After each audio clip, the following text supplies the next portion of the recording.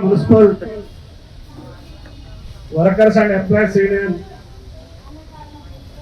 రాష్ట్ర కమిటీ ఆధ్వర్యంలో నాతో పాటు మన యూనియన్ ఆఫీస్ బేరర్స్ 24 గంటల దీక్షలో న్యాయమైనటువంటి డిమాండ్ సాధన కోసం ఈ దీక్షల్ని సిఐటి రాష్ట్ర అధ్యక్షుడు చుక్కారాములు గారు ప్రారంభించారు. మనకి మద్దతుగా సిఐటి రాష్ట్ర ఆఫీస్ బేరర్స్ ఈ దీక్షల్లో పాల్గొంటున్నారు. ఈ దీక్షల్లో మద్దతు ఇచ్చిన పాల్గొనడానికి చేసిన ఈ దీక్షల్లో భాగస్వామైనటువంటి ప్రతి ఒక్కరికి ముందుగా అభినందనలు, ధన్యవాదాలు తెలియజేస్తా ఉన్నాను. తెలంగాణ రాష్ట్ర వ్యాప్తంగా పనిచేసేటువంటి మున్సిపాలిటీల్లో ఉన్నటువంటి కార్మికులు అనేక కారణాల రీత్యా పనిచేస్తున్నటువంటి సందర్భంలో ప్రమాదాలకి గురై, యాక్సిడెంట్లకు గురై ఆ రోడ్డు మీద అనాథ శవాలుగా అనేక మంది విక్తజీవులుగా రోడ్ల మీదనే ప్రాణాలు కోల్పోయినటువంటి మన యూనియన్ సభ్యులు, మన యూనియన్ నాయకులు, మన యూనియన్ ఎవరి కోసమైతే పనిచేస్తుందో పనిచేసేటువంటి కార్మికులు రోడ్డు మీద అనాథలుగా చనిపోవడం అనేటువంటిది చాలా బాధాకరమైనటువంటి అంశం. ఆ పని చేసేటువంటి పెద్ద ఇలాంటి రోడ్డు ప్రమాదాలు మరణించినప్పుడు అప్పటికప్పుడు అధికారులు వచ్చి ఏదో కంటి దుర్చరిగా ఓదార్చి చేతులు దులుపుకొని వెళ్ళిపోయినటువంటి ఘటనలు తెలంగాణ రాష్ట్రంలో కోకొల్లలుగా ఉన్నాయి.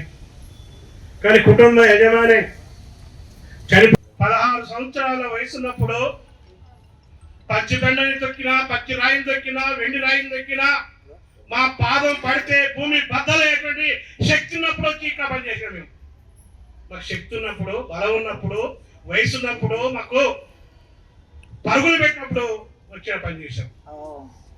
చీపురు కట్టలేవు, ఎప్పుడో ఒకసారి ఇస్తావు. 10 సంవత్సరాలు చీపురు కట్టలేవు, 5 సంవత్సరాలు చీపురు కట్టలేవు, ఊర్తానికి చీపురు కట్ట ఉండదు. ఊడ్చి నా చీపురు కట్టడం అరిగిపోతుంది కాబట్టి రోడ్డు కాదు కాబట్టి నేను వంగలేనంత కిందికి వంగి రోడ్డు ఉంటే నా నడుము వంగిపోయింది. నా నడుము వంగిపోవడానికి కారణం ఎవరు?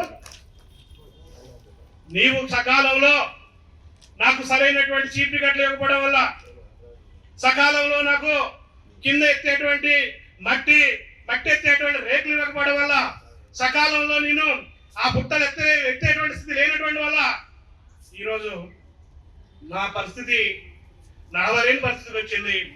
నా మున్సిపాలిటీ అక్క, నా మున్సిపాలిటీ అన్న, నా మున్సిపాలిటీ అయ్యా ఈరోజు చేతగాని పరిస్థితి వచ్చింది. ఈ చేతగాని నడవలేని పని చేయలేని స్థితికి వచ్చిందంటే నువ్వు మా రక్తాన్ని చురుకొని జలగెల్లా తాగావు. మా బలవంతా నీవు, శక్తి అంతా నీకోసం దారపోసావు. కాబట్టి ఈరోజు మేము పని చేయలేకపోతాం. ఇది ఇదే కాదు కదా, నా తాత చేశాడు ఈ పని, నా తండ్రి చేశాడు ఈ పని, నా భర్త చేశాడు ఈ పని, భార్య చేసింది ఈ పని, నా కుటుంబం చేసింది పని. ఈ పని మా ఒక్కరికి ఇవ్వని చెప్తున్నాం. ఈ మధ్యలో మనం ఇక్కడ ధర్నా చేస్తుంటే ఒక పోస్ట్ మనం వాట్సాప్ లో పెడితే, సోషల్ మీడియా పెడితే ఒకడు పెడతాడు, ఈ డిమాండ్ సరైనది కాదు అని చెప్పి పెడతాడు. ఒక ఆయన ఎందుకు సరైనది కాదని చెప్తాడంటే, మున్సిపాలిటీ వాడి కొడుకు మున్సిపాలిటీగానే ఉండాలన్నా, మురికోడి కొడుకు మురికోడిగా ఉండాలన్నా, కాలువ తీసేవాడి కొడుకు కాలువ తీసేదాకా ఉండాలన్నా, చెత్త ఎత్తేవాడి కొడుకు చెత్త ఎత్తేయాలని చెప్పి మన కౌంటర్ గా ప్రచారం చేస్తున్నారు, కౌంటర్ డిమాండ్ చేస్తున్నారు. ఈరోజు సిఐటిగా, Telangana municipal workers employees union గా ఈరోజు చెప్పులు కుట్టేవాడి కొడుకు ఈ ఆఫీసులో ఈ ఆఫీసులో టీఎంగా కూర్చోవాలని చెప్పి మాకు కోరిక ఉంది. మురికి తీసేవాడి బిడ్డ ఈ ఆఫీసులో జాయింట్ డైరెక్టర్ గా కూర్చోవాలనేటువంటి కోరిక మాకుంది. ట్రాక్టర్తో లేనటువంటి వాడికి కొడుకు ఇందులో సూపరింటెండెంట్ కావాలని చెప్పి మా కోరిక ఉంది. అది మా కోరిక, అది మా డిమాండ్. ఇవ్వగలవా? ఇస్తారా? ఇళ్లలో మా పిల్లలు ఈరోజు ఎంఏ చేసేటువంటి వాళ్ళు ఉన్నారు, పిహెచ్డి చేసినటువంటి వాళ్ళు ఉన్నారు, డిగ్రీలు చేసినటువంటి వాళ్ళు ఉన్నారు, బీటెక్ చేసినటువంటి వాళ్ళు ఉన్నారు, ఎంటెక్ చేసినటువంటి వాళ్ళు ఉన్నారు. మా పిల్లలు కాదు, ఎంటెక్లు బీటెక్లు లేకపోతే డిప్లొమాలు చేసినటువంటి వాళ్ళు ఈరోజు పారిశుద్ధ కార్మికులుగా ఉన్నారు, పనిచేస్తున్నారు. ఎందుకు వచ్చింది ఈ స్థితి అంటే నువ్వు ఉద్యోగాలు ఇస్తలేవు. నరేంద్ర మోడీ సంవత్సరానికి 1 కోటి 2 కోట్ల ఉద్యోగాలు అని చెప్పాడు. వాడు 10 సంవత్సరాల నుంచి అధికారంలో వాడే వెళ్తున్నాడు. 10 సంవత్సరాల నుంచి సంవత్సరానికి 2 కోట్ల ఉద్యోగాలు, 10 సంవత్సరాలకి 10 20 కోట్ల ఉద్యోగాలు రావాలి. అదేవిధంగా అంతకుముందు ఉన్నటువంటి కేసీఆర్, ఇప్పుడు ఉన్నటువంటి రేవంత్ రెడ్డి ఏం చెప్పారు? చదువుకున్నటువంటి వాళ్ళకి ప్రతి వాళ్ళకి ఇంటికి ఒక ఉద్యోగం ఇస్తాం. ఉద్యోగాన్ని ఇప్పుడు పర్మనెంట్ కానటువంటి వాళ్ళు ఎవరంటే మనలాంటి మున్సిపల్ కార్మికుల్ని, గ్రామ పంచాయతీ కార్మికుల్ని, మెడికల్లో పనిచేసే కార్మికుల్ని, అంగన్వాడీ టీచర్ అని, ఆశా వర్కర్లని, ఇలాంటి ఈరోజు పర్మనెంట్ కానటువంటి నాన్ పర్మనెంట్ కార్మికులందరినీ ఈరోజు పర్మనెంట్ చేస్తామని చెప్పి హామీలు ఇచ్చి ఓట్లేసుకొని వాడు ముఖ్యమంత్రి అయింది, ఆయన పోయాడు, ఈయన ముఖ్యమంత్రి అయ్యి ఈయన వెళ్తా ఉన్నాడు. మీరు ఏం తెలుసుకున్నారంటే మీరు నిజంగానే ఉద్యోగాలు ఇస్తే మేము ఇది అడగం. ఇది మా ఇంట్లో చదువుకున్నటువంటి పిల్లోడికి, మా ఇంట్లో అర్హత కలిగిన పిల్లోడికి, మా ఇంట్లో ఉన్నటువంటి వాడికి ఇంటికి ఒక ఉద్యోగం ఇస్తే మున్సిపల్ కార్మికులకి ఈ డిమాండ్ మేము పెట్టం. నువ్వు ఇస్తలేవు బయటికి పని చేసుకోవాలంటే అక్కడ పని దొరకడం లేదు. ఈ పని తరతరాలుగా ఈ పని దళితులు, బీసీలు, గిరిజనులు, వెనకబడినటువంటి పేదలు చేసేటువంటి ఈ పనికి పోటీ పెరిగింది. ఈ పనికి ఒకప్పుడు మున్సిపాలిటీ అంటే దళితులు ఏమిటి వాళ్ళు, ఈ పనికి ఈరోజు అగ్రవర్ణాలు కూడా వస్తున్నాయి, పోటీ పెడుతున్నాయి. పోటీ పెట్టి రావడం కాదు, ఈరోజు ఈ పోస్టులు కొనుక్కుంటున్నాయి. ఈ పోస్టుని మున్సిపాలిటీలో కార్మికులు యొక్క పోస్టు, కార్మికుల యొక్క post, water men post, bill collector post, లేకపోతే ఇతర కేటగిరీల పోస్టుల్ని ఈరోజు అంగట్లో బేరం పెడుతున్నారు. పాలక వర్గాలు అంగట్లో బేరం పెడుతున్నారు. మున్సిపల్ కార్మికుల పోస్టులు బేరం పెడుతున్నారు. చిన్న మున్సిపాలిటీలో ఒక పోస్టు ఖాళీ అయితే, ఒక అతను భర్త చనిపోతే, ఒక తల్లి చనిపోతే, ఒక అనాథ అయితే ఆ కుటుంబానికి ఉద్యోగం ఇవ్వాలంటే ఇస్తలేరు. అదే పోస్టుని అక్కడ ఉన్న కమిషనరు, అక్కడ ఉన్న కౌన్సిలరు, అక్కడ పాలక వర్గము, అక్కడ ఉన్న పైరవకారులు చిన్న మున్సిపాలిటీ పోస్టుని 5 లక్షలు అమ్ముకుంటున్నారు. అవునా కదా? 5 లక్షల పోస్టులు పెట్టగా 5 లక్షలకి ఆ పోస్టులు అమ్ముతున్నారు. మామూలుగా ఒక పెద్ద మున్సిపాలిటీ అయితే అది 8 లక్షల రూపాయలకి అమ్ముతున్నారు. జిహెచ్ఎంసీ వరంగల్, హైదరాబాదు ఇలాంటి దగ్గర 10 లక్షలకు అమ్ముకుంటున్నారు. పోస్టులు పేరు అమ్ముకుంటున్నారు. కాబట్టి నువ్వేమో పోస్ట్ ఏదో ఉద్యోగం ఇవ్వవు, ఈ పోస్టును అమ్ముకుంటున్నావు, అక్రమ దారిలో డబ్బులు సంపాదించుకుంటున్నావు. మీరు మాత్రం ఈ డిమాండ్ పెట్టొద్దట. ఈ మాట ఎవరంటే తెలుసా? అది నిండేవాడి డిమాండ్. అది కడుపు నిండి కళ్ళ కారు ఎక్కినటువంటి వాళ్ళు ఈ మున్సిపాలిటీ కార్మికులకు ఉన్నటువంటి ఈ కొద్దిపాటి డిమాండ్ కూడా దీని మీద కూడా దుష్ప్రచారం చేస్తున్నాడు. అది నిండేవాడు చేసింది, ఎండేవాడిని డిమాండ్ ఇది మనం పెట్టేది. కడుపులు కాలేటువంటి కుటుంబం అనాథైనటువంటి రోడ్డు మీద పిల్లలు వేసుకొని అప్పుడు ఎట్ట కడుతుంది, కుటుంబం ఎట్ట బతకాలి, పిల్లలకి ఏం పెట్టాలి, నా పరువు ఏంటి, నా ప్రతిష్ట ఏంది, నా భవిష్యత్తు ఏందని ఆలోచించేవాడు ఈరోజు కుటుంబంలో ఒకరికి ఉద్యోగం ఇవ్వాలని చెప్పి పెడుతున్నాడు. కాబట్టి అధికారులు చెప్తున్నాం గొంతమ్మ కోరిక కాదు, ఇది గొంతమ్మ కోరిక కాదు, చేయలేనటువంటి కోరిక కాదు. అంతటోడు ఇంతటోడు అని చెప్పి చాలా టైం డైలాగ్ కొడుతున్నాడు రేవంత్ రెడ్డి. నా అంత అమౌంట్ లేడని చెప్తున్నాడు, నా అంత పొడుగు లేదని చెప్తున్నాడు, నా రాష్ట్రంలో ఎవరు చేస్తలేదని చెప్తున్నాడు. ఈ తెలుసుకున్నా ఈ రాష్ట్రంలో అత్యంత కడు పేదలు, దళితులు, మహిళలు. నువ్వు మాట్లాడితే సామాజిక న్యాయం గురించి చెప్తా ఉంటావు, ఈ మాట్లాడితే నువ్వు మహిళా సంక్షేమం గురించి చెప్తా ఉంటావు. ఈరోజు సామాజిక న్యాయం కాంక్షిస్తే వాళ్ళు అడుగుతున్నారు మా గొడవ మాకు ఇవ్వాలని చెప్పి. ఎంత విచిత్రం! కొత్తగా ఏమి చేయాల్సిన అవసరం లేదు. 2017వ సంవత్సరంలో ఇక్కడే నేను అర్థం చేశాను, సిఐటిగా ఇక్కడే నేను అర్థం చేస్తే ప్రభుత్వం కేటీఆర్ ఉన్నటువంటి అధికారులు ఉన్నప్పుడు కేటీఆర్ ఇంట్లో ఇక్కడ ఉన్నటువంటి శ్రీదేవి మేడం గారు మనం కేటీఆర్ అప్పుడున్నటువంటి నవీన్ మిట్టల్ చర్చలు జరిపి మన కుటుంబాల్లో ఒకరికి ఉద్యోగం ఇవ్వాలని చెప్పి అంగీకరించిన జీవో ఇచ్చారు, అంగీకరించి జీవో ఇచ్చారు, సర్కులర్ ఇచ్చారు, వచ్చింది. మరి ఈరోజు తెలంగాణ రాష్ట్రం 2014 ఏర్పడింది. కేంద్ర ప్రభుత్వం గెజిట్ చేసింది, జీవో ఇచ్చింది. ఒకసారి చేస్తే తెలంగాణగా ఉంటుందా? మళ్ళీ పై రెండు ఆంధ్రప్రదేశ్లోకి వస్తుందా? తెలంగాణలో ఉంటుందా? మళ్ళీ ఆంధ్రప్రదేశ్లో పడుతూ ఉంటుందా అంటనా? తెలంగాణలో ఉంది. మరి తెలంగాణకు ఉన్నది. మరి మనకు ఆ ప్రభుత్వం మనకు సర్కార్ ఇచ్చింది, జీవో ఇచ్చింది. ఈ ప్రభుత్వం దాన్ని అమలు చేయాలా? అమలు చేయాలి. ఈ ప్రభుత్వం ఏం చెప్పింది? ఆ జీవో అట్లే ఉంది, ఆ జీవోని రద్దు చేయలేదు, ఆ జీవో మీద ఏం మాట్లాడలేదు. ఈ ప్రభుత్వం ఏం చెప్పిందంటే కొత్తగా ఎవరిని పెట్టుకోవద్దని చెప్పి రేవంత్ రెడ్డి గారు ఒక సర్కులర్ ఇచ్చాడు. కొత్తగా ఎవరిని పెట్టుకోకండి, మీరు ఎవరిని పెట్టుకోవద్దు. రేవంత్ రెడ్డి మాటే మన మాట, మన సిడిఎంఏ గారి మాటే మన మాట, అధికారుల మాటే మన మాట. కొత్తగా ఎవరిని పెట్టుకోవద్దు మీరు. కానీ నేను చెప్పినటువంటి కారణాల వల్ల ఖాళీ అయిపోయినటువంటి పోస్ట్ ఉంది.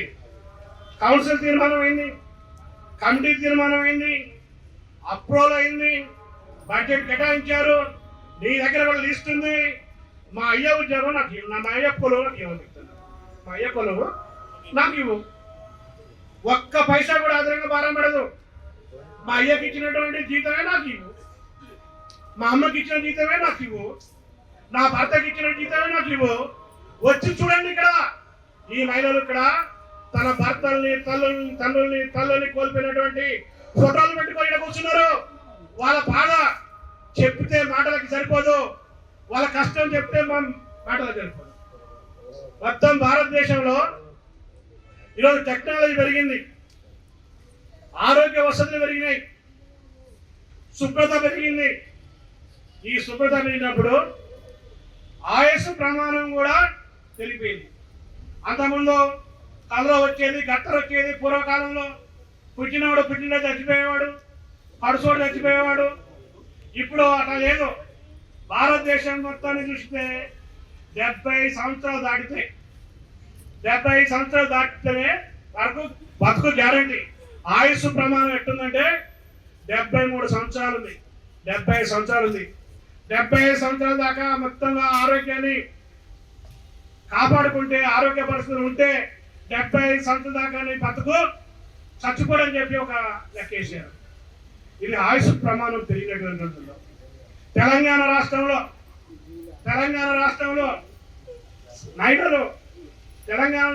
మహిళలు 73 సంవత్సరాల 7 నెలలు 73 సంవత్సరాల 7 నెలలు వాళ్ళకి ఆయుష్ ప్రమాణం ఉందని చెప్పి ఒక రీసెర్చ్ సర్వే చేశారు మహిళలకి.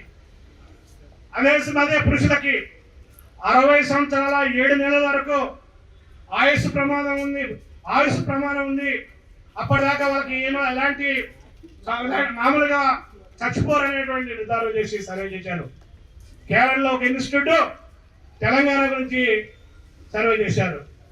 నేను అడుగుతున్నా, డిఎంఏ మేడం గారు వస్తే మంచిది, డిఎంఏ లేకపోతే జాయింట్ డైరెక్టర్ గారు వస్తే మంచిది, జాయింట్ డైరెక్టర్ రాకపోతే మన శాఖ మంత్రి, మన మున్సిపల్ పరిపాలన శాఖ మంత్రి వస్తే మంచిది, లేకపోతే ఎవరైనా కళ్ళు ఉన్నటువంటి వాళ్ళు వచ్చి చూస్తే మంచిది. ఇక్కడ కూర్చున్నటువంటి మా అక్కలకి, ఇక్కడ కూర్చున్నటువంటి మా చెల్లెలకి, ఇక్కడ కూర్చున్నటువంటి మా తల్లుల యొక్క ముఖాలు చూడండి. వాళ్ళకి ముఖం మీద, నుదురు మీద బొట్టు చూడండి. బొట్టుందా? బొట్టు లేదు.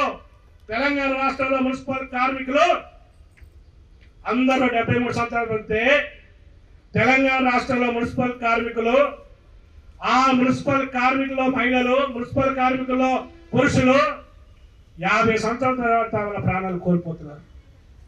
50 సంవత్సరాలకే ప్రాణాలు పోతున్నాయి, 40 సంవత్సరాలకే ప్రాణాలు పోతున్నాయి. నువ్వు మిగతా వాళ్ళు 73 సంవత్సరాలు 75 సంవత్సరాలు బతుకుతున్నారు. కానీ మున్సిపల్ కార్మికులు మాత్రం 50 సంవత్సరాలకి 40 సంవత్సరాలకి చచ్చిపోతున్నటువంటి పరిస్థితి. ఏమిటి కారణం? ఎందుకు చచ్చిపోతున్నారు? నువ్వు ఈరోజు డ్రైనేజ్లో పని చేయాలి, డ్రైనేజ్లో మోర్ క్లీన్ చేయాలి, అండర్ గ్రౌండ్ దిగాలి. హైదరాబాద్ నుండి డిపార్ట్మెంట్ వేరు ఉంది, జిల్లాలో ఉన్నటువంటి వాళ్ళు దిగాలి. ఏం చేయాలి? అండర్ గ్రౌండ్ లో దిగే ముందు అండర్ గ్రౌండ్ లో ఏమైనా విశ్వవాయువులు ఉన్నాయా, విషం ఏమన్నా అందులో ఉత్పత్తి అవుతుందని ముందు టెస్ట్ చేయాలి. టెక్నాలజీ వచ్చింది, టెస్ట్ చేసేటువంటి యంత్రాలు వచ్చినాయి. ఎక్కడైనా తెలంగాణలో యంత్రాలు ఉన్నాయా? ఎక్కడైనా ముందు టెస్ట్ చేస్తున్నారా? ఎక్కడైనా నిర్ధారణ చేస్తున్నారా? నిర్ధారణ చేస్తలేదు. ఈ యంత్రాలు రాకముందుకు ఆ డ్రైనేజీలోకి చిన్న కోడిపిల్లని పంపించేవాళ్ళు. కోడిపిల్ల పంపించి పైకి తీసేవాళ్ళు. కోడిపిల్ల బతికితే అక్కడ విషవాయువు లేనటువంటి లెక్క, కోడిపిల్ల చచ్చిపోతే విషవాయువు ఉన్నటువంటి లెక్క. కానీ ఇప్పుడు అలాంటి ఏమైనా ఎక్కడ చేస్తున్నారా? ఎక్కడ చేస్తున్నారా? డైరెక్ట్ గా మున్సిపల్ కార్మికుల్ని విషం ఉత్పత్తి అయ్యే విషవాయువు ఉత్పత్తి అయ్యేటువంటి అండర్ గ్రౌండ్లకి మొదలకి దింపుతున్నారు. దీనివల్ల మా మున్సిపల్ కార్మికులు 40 సంవత్సరాలకి 50 సంవత్సరాలకి చచ్చిపోతున్నారు. ఈ రోజు మా మున్సిపల్ కార్మికులు అనారోగ్యానికి చచ్చిపోతున్నారు. దుర్వాసన దుర్గంధాన్ని భరించలేక ఈరోజు ఏమన్నా మందుకి మద్యపానానికి అలవాటు అవుతున్నారు. మద్యపానం తాగి తాగి తాగి చచ్చిపోతున్నారు. ఇలాంటి వాళ్ళకి కదా హెల్త్ కార్డు ఇవ్వాల్సింది, ఇలాంటి వాళ్ళకి కదా ఇన్సూరెన్స్ ఇవ్వాల్సింది. మున్సిపల్ కార్మికులకి హెల్త్ కార్డు ఇవ్వాలంటే వీళ్ళకెట్ట వస్తుందని చెప్తున్నాడు. మున్సిపల్ కార్మికులకి ఇన్సూరెన్స్ ఇవ్వాలంటే ఎట్టెట్టిస్తామని చెప్తున్నారు. మరి నీకు ఎట్టెట్ట ఇస్తామని చెప్పి నువ్వు చెప్తున్నావు. మున్సిపల్ కార్మికులకి జీతం పెంచాలంటే కుదరదని చెప్తున్నారు. మరి నీ జీతం పెంచుకోవడానికి ఎక్కడ కుదురుతుంది? నీకు హెల్త్ పాలసీ వచ్చింది. మంత్రులకు, ఎమ్మెల్యేలకి, ముఖ్యమంత్రికి, ఐఏఎస్ అధికారులకి, ఐపీఎస్ అధికారులకి, ప్రభుత్వ ఉద్యోగులకి హెల్త్ కార్డు వచ్చింది. నీకు హెల్త్ కార్డు వచ్చిన తర్వాత నాకెట్ రాదు. అయితే మొన్న ఒక అనౌన్స్ చేశాడు. ఏం చేశాడు? కాంట్రాక్ట్ అవుట్ సోర్సింగ్ ఉద్యోగులకు కూడా బీమా అని చెప్పాడు. ఎట్ట చేస్తావు? ఏ పద్ధతులు చేస్తావు? అందులో మున్సిపల్ కార్మికులు ఉన్నారా? మున్సిపల్ కార్మికులు లేరా? చెప్పడు. అందరికీ 1వ తారీఖు జీతాలు అని చెప్పాడు. ఈ నెల 1వ తారీఖు జీతాలు వచ్చినాయా? నరం లేని నాలుకలు ఏమైనా చెప్తున్నాయి. కాబట్టి ఈరోజు ఈ డిమాండ్లు పరిష్కరించాలి. హైదరాబాద్లో మున్సిపల్ కార్మికుడే, భూపాలపల్లిలో మున్సిపల్ కార్మికుడే, హైదరాబాద్లో మున్సిపల్ కార్మికుడే, సిరిసిల్ల మున్సిపల్ కార్మికుడే, హైదరాబాద్లో మున్సిపల్ కార్మికుడే, మహబాద్లో మున్సిపల్ కార్మికుడే, అనకాపల్లిలో మున్సిపల్ కార్మికుడే, ఆదిలాబాద్లో మున్సిపల్ కార్మికుడే. మరి తేడాలు ఎందుకు? హైదరాబాద్లో ఎవరైనా పని చేయలేకపోతే, ఎవరైనా చనిపోతే ఆ కుటుంబంలో అల్లుడు తప్ప బిడ్డకి, కొడుక్కి, కోడలికి, మనవడికి, మనవరాలకి, ఇతర రక్త సంబంధికులకి కొలువులు ఇవ్వాలని చెప్పి జీవో ఉంది, అమలవుతుంది. హైదరాబాద్ అమలైన తర్వాత తెలంగాణలో ఎందుకు కాదు? హైదరాబాద్ ఒక్కటే తెలంగాణ రాష్ట్రంలో ఉందా?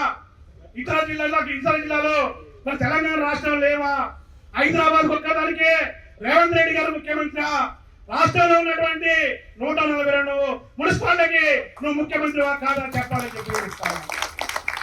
అందుకోసమే హైదరాబాద్ లో ఉన్నటువంటి ఈవెస్ట్ను బట్టి రాష్ట్రం అంతా వర్తింపజేయాలి, రాష్ట్రం అంతా ఇవ్వాలి అని చెప్పి డిమాండ్ చేస్తున్నాం. మాకు ఈరోజు ఆదేశాలు జారీ చేయాలి. మాకు ఈరోజు దీన్ని అమలు చేస్తున్నాం అనేటువంటి కాగితాన్ని మా చేతికి ఇవ్వాలని చెప్పి ఈ సందర్భంగా విజ్ఞప్తి చేస్తాను. నేను చెప్తున్నాను, ఈ రాష్ట్రంలో ఎవడు మన ఆపుతో చూద్దాం, ఎవడు మన తీసేతో చూద్దాం. ఈ రాష్ట్రంలో ఎక్కడ ఏ మున్సిపాలిటీలో ఒక్క మున్సిపల్ కార్మికుల మీద వేధింపులు చేసినా, తొలగించినా, బెదిరించినా ఈ రాష్ట్రం అడ్డైపోతే అగ్గి చేస్తామని చెప్పి చెప్తా ఉన్నాను. పర్మనెంట్ ఉద్యోగం ఉన్నట్టే మనకి సంవత్సరానికి 15 రోజులు సెలవులు ఉన్నాయి. మీకేమైనా అత్యవసర పనులు వస్తే సెలవులు పెట్టండి. సంవత్సరానికి 15 సెలవులు పెట్టండి. ఆ సెలవులు జీతం కట్టియకపోతే కక్కిద్దాం. అలాంటి జీవో మనకు ఉంది. ఆ జీవో అమలు కావట్లేదని చెప్తాను. అలాంటి జీవో ఇక్కడ ఉంది. ఆ జీవో అమలు కావట్లేదు. రేపటి నుంచి మేము సెలవు పెడతాం, బరాబర్ ఇంటికాడ ఉంటాం, బరాబరిగా నువ్వు 15 రోజులు సంవత్సరానికి క్యాజువల్ ఇవ్వకపోతే ఆ తర్వాత మాకు అన్ని ఉపాయాలు తెలుసు, అన్ని విద్యలు తెలుసు.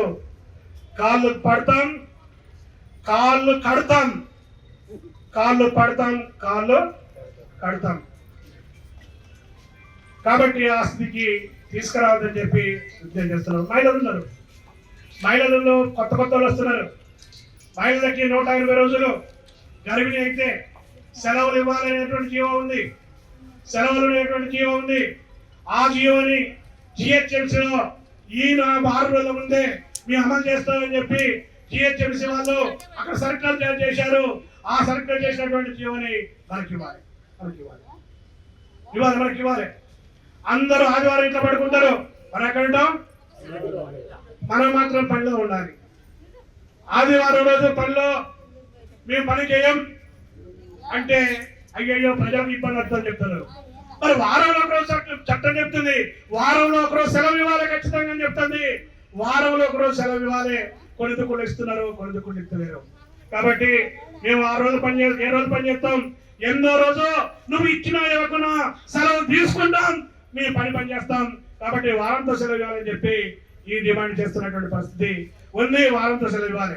ఇక పండుగలు, బోనాల పండుగ స్టార్ట్ అయింది. ఇంతకుముందు చెప్పాడు, ఇంతకుముందు ఒక నాయకుడు చెప్పాడు, బోనాల పండుగ కాబట్టి పోతాం అనుకుంటాం. బోనాల పండుగ పోతుంది, బోనాల పండుగ కాగానే బతుకమ్మ పండుగ వస్తుంది, బతుకమ్మ పండుగ చేస్తాం. బతుకమ్మ పండుగ పోగానే సంక్రాంతి దసరా పండుగకి ఆ దేవత పేరు అమ్మవారి పండుగ చేస్తాం, దుర్గమాత పండుగ చేస్తాం. మరి మనం ఇక్కడ చేసుకుంటా పోతే మరి మీరు పండుగ చేస్తే మరి మేము ఎప్పుడు చేసుకోవాలి పండుగ? మేము పండుగ చేస్తే, మీరు పండుగ చేస్తే మీకు కుటుంబాలు ఉన్నాయి, మీకు పిల్లలు ఉన్నారు, మీకు బంధువులు ఉన్నారు, మీకు చుట్టాలు ఉన్నారు, మీకు పక్కాలు ఉన్నారు, మీకు సాంప్రదాయాలు ఉన్నాయి, మీకు మతాలు ఉన్నాయి, మీకు నమ్మకాలు ఉన్నాయి, మీకు గౌరవాలు ఉన్నాయి. మరి మాకు లేరా? ఉన్నారా లేరా? మరి మా పిల్లలతో మేము గడపొద్దా? మా పిల్లలతో గడపాలి కదా.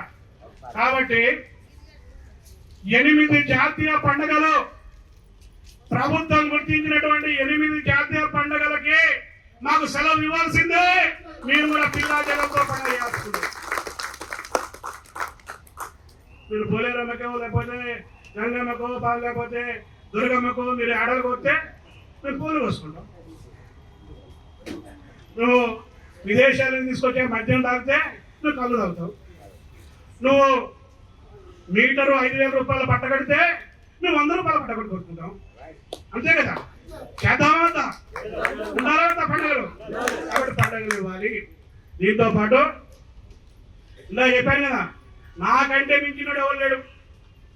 కనీస వేతనాలు పెంచా, జీవో నెంబర్ 6 ఇచ్చా అని చెప్పి చెప్తున్నాడు రేవంత్ రెడ్డి గారు. మన కనీస వేతనాలు పెరిగినాయి. మనోళ్ళు కూడా చాలా దుఃఖంలో సంబరాలు చేసుకున్నారా? స్వీట్లు తినరా? ఒక ఎమ్మెల్యే గారు అట ఫోన్ చేసి అవుతున్నాడా, ఏమయ్యా ఇంత చేసి జీతం వేస్తే మీరు వచ్చి మరి ముఖ్యమంత్రి గారికి పాలాభిషేకం చేయాలి కదా అని చెప్పి అడుగుతున్నారు మనల్ని. ఎందుకు సార్ చేయాలంటే జీతం పెంచిండు కదా, కేసీఆర్ పెంచలేదు జీతం, మావాడు పెంచిండు కదా, మీకు జీతాలు పెంచాయి కదా అని చెప్తున్నాడా. ఎమ్మెల్యే దగ్గర ఉన్నటువంటి ఒక ప్రముఖ కాంగ్రెస్ నాయకుడు అడుగుతున్నాడ. మన పోరాగాడు చిన్నోడే గట్టుడు. సార్ మీరు ఆ జీవో గురించి తెలుసా? మీకు జీతం పెరిగింది ఎవరికో తెలుసా? మున్సిపల్ కార్మికులకు పెంచలేదు. మొన్న పెరిగినటువంటి జీతాలు మున్సిపల్ కార్మికుల జీతాలు కావాలి. పరిశ్రమలో పనిచేసేవాళ్ళు, షాపుల్లో పనిచేసేవాళ్ళు, లేకపోతే షెడ్యూల్ ఎంప్లాయ్ అని చెప్పి గుర్తించినటువంటి కొన్ని సంస్థల్లో పనిచేసే వాళ్ళకి జీతం పెరిగింది తప్ప మున్సిపల్ కార్మికుల జీతం పెరగలేదు. పెరిగిన జీతం కూడా ఎమ్మెల్యేలకైతే లక్షలు పెరుగుతాయి, ఆ కార్మికులకైతే 100లు పెరిగినాయి. మనకు పెరగలేదు. నేనేం చెప్తున్నంటే మా జీతం 6 సంవత్సరాల క్రితం పెరిగింది. ఎన్ని సంవత్సరాలు అయింది? 6 సంవత్సరాల క్రితం పెరిగింది. 6 సంవత్సరాల నుంచి 60 సార్లు 600 సార్లు నరేంద్ర మోడీ ధరలు పెంచాడు. ఆ పెంచిన ధరల్ని 6 సంవత్సరాల నుంచి గతంలో ఉన్నటువంటి కేసీఆర్ గారు ఆ జీతం ఆ ధరలు పెంచాడు. ఇప్పుడు ఉన్నటువంటి ఈయన కూడా ధర పెంచాడు. మీరు తినాలి, బతకాలి, తెల్లారు వచ్చి పని చేయాలి. మాకు నగలొద్దు, నట్టవద్దు, బ్యాంకుల్లో జమలొద్దు, మేము మేము మేము ఇది వెనక దాచుకోవాల్సిన అవసరం లేదు. మేము తినాలి, బతకాలి, తెల్లారి పని చేయాలి. తెల్లారి పని చేయాలంటే మాకు మేము బతకడం కోసం జీతం పెంచాలి. ఆ జీతం 26,000 రూపాయలు పెంచాలి. ఎంత పెంచాలి? 26,000 రూపాయలు పెంచాలి. కాబట్టి ఈ జీతం పెంచాలని చెప్పి మనం డిమాండ్ చేస్తున్నాం. ఇట్లా చూసినప్పుడు మన జీతం, మన ఉద్యోగ భద్రత, మన సెలవులు, మన పండుగ సెలవులు, మనకు పర్మనెంట్, మన మీద వేధింపులు, తొలగింపులు, లేకపోతే ఇప్పుడున్నటువంటి సరైనటువంటి రక్షణ పరికరాలు ఇవ్వకపోవడం, హెల్త్ కార్డులు, ఇన్సూరెన్స్ ఇవన్నీ ఇవ్వాలి. వీటి కోసం మనం ఎవరు పోరాడుతాట, అడుక్కోవాలంట, బతులాడుకోవాలంట, దండం పెట్టాలట. అట్ట పెట్టే ఇస్తాడట, లేకపోతే ఇవ్వడట.